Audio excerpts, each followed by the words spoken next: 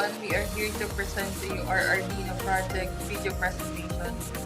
First of all, I would like you to introduce to you our Group 5 with a group name Bro Code, together with my members, Mark Allen Hortilano, Daniel Monteroso, RB Labitad, Maria Risa Mejia, and Diggy Zane Calzon.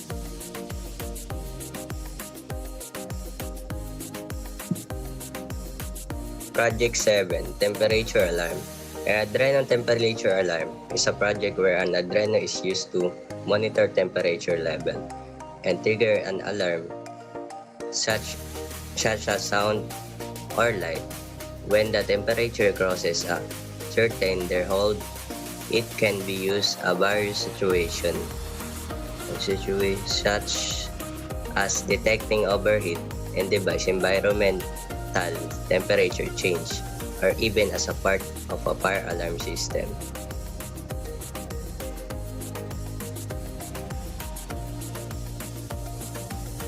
So in this project, the materials we will be using are DF Arduino Uno, prototype shield with breadboard, 5 pieces jumper end-to-end, and 1 piece buzzer, and 1 piece temperature sensor.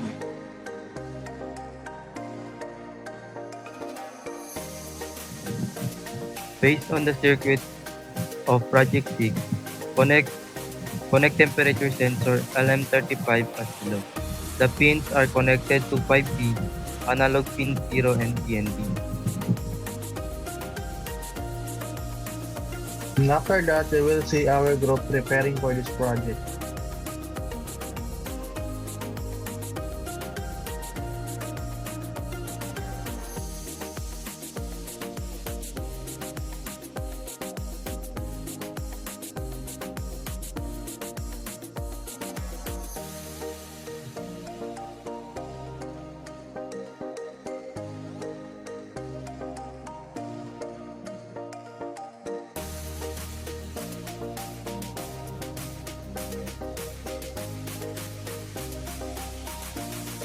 And for the code, this code is designed to read temperature data from LM35 sensor, which is connected to an Arduino board. Sound an alarm if the temperature exceeds 28 degrees Celsius, and print the temperature to the serial monitor every 500 milliseconds. Arduino code monitors temperature using an LM35 sensor and triggers an alert if the temperature exceeds 28 degrees. For the global variables, we declare scene val that stores the scene value to generate a varying tone for the buzzer. We also declare tone val that stores the calculated frequency for the buzzer tone. We also declare temp timer that tracks time for controlling when the temperature is printed for the serial monitor. For the setup function, we declare pin mode 8 as an output to control the buzzer. We also initialize serial communication at 9600 baud rate to print data to the serial monitor. For the loop function, using the main logic loop that runs continuously.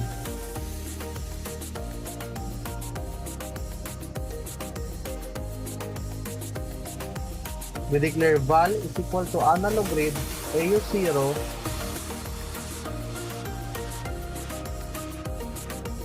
that reads the analog input from L. This converts the analog value to a temperature in Celsius, which is val times 4 times 0 over 1023. Converts the analog reading to a voltage by multiplying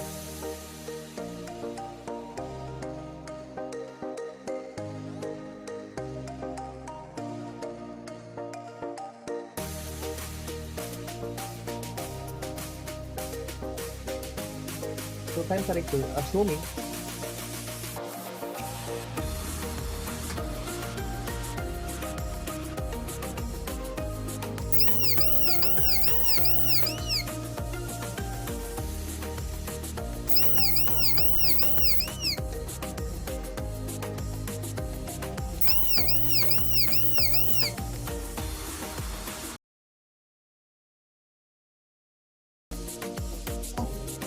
Project 7, temperature alarm using RGB LED.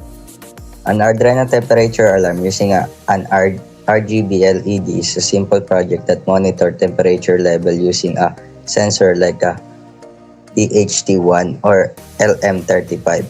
The RGB LED change color based on the temperature, and if temperature exceeds a certain threshold, is activate an alarm LED or buzzer.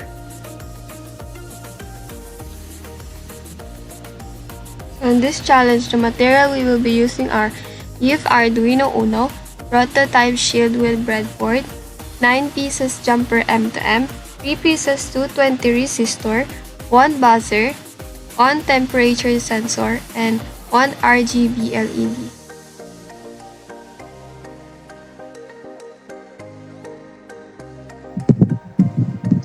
LM35 temperature sensor connection. VCC to pin 1. Connect to the 5B pin of the Arduino. Output pin 2. Connect to analog pin A0 on the Arduino. GND pin 3. Connect to one of the Arduino's GND pins. RGB LED connection. Common cathode or common anode. Red LED pin. Connect the red pin of the LED to digital pin 9 with a resistor or in series. Green LED pin. Connect the green pin of the LED to digital pin 10 with a resistor in series. Blue LED pin, optional. Connect the blue pin of the LED to digital pin 11 with a resistor in series. Common cathode or anode. Connect the common pin, either cathode or anode, to GND for cathode or 5D for anode, depending on your RGB LED type. Piezo buzzer connection. Positive pin of buzzer. Connect the positive terminal of the piezo buzzer to digital pin 8 on the Arduino. Negative pin of buzzer. Connect the negative terminal of the buzzer to GND on the Arduino. After that, we will see our group preparing for this project.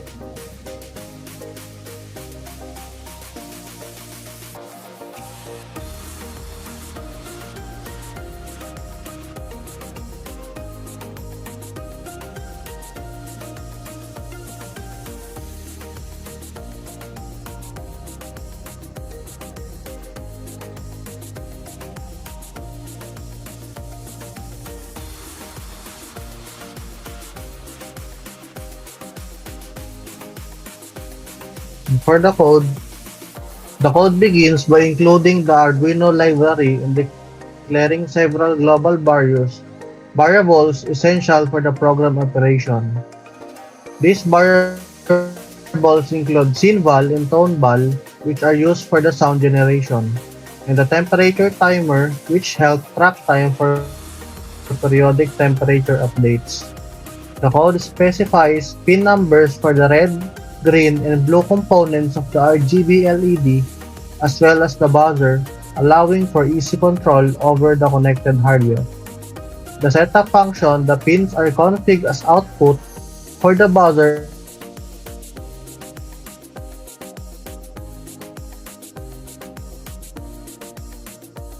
Initialized at bound rate of 9000 to send temperature readings to the serial monitor for user monitoring. The loop function contains the core logic of the program, continuously reading temperature data from the LM35 sensor connected to analog pin AU0.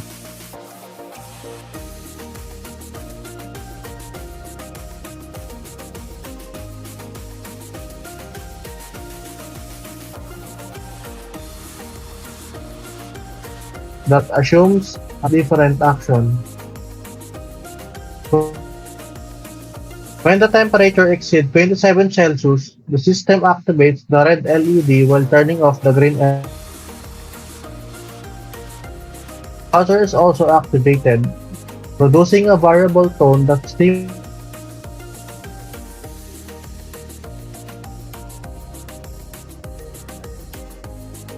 simulate a sine wave. This creates a continuous sine wave at 26 Celsius. The RGB LED turns white, illuminating all colors, and the buzzer is deactivated, indicating a return to safe temperature levels. For temperatures between 26 Celsius and 27 Celsius, the green LED is activated, and the buzzer remains silent, signaling a normal temperature range.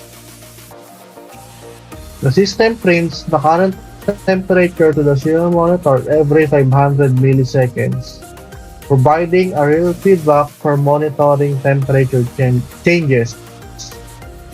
After that, you will see the final output.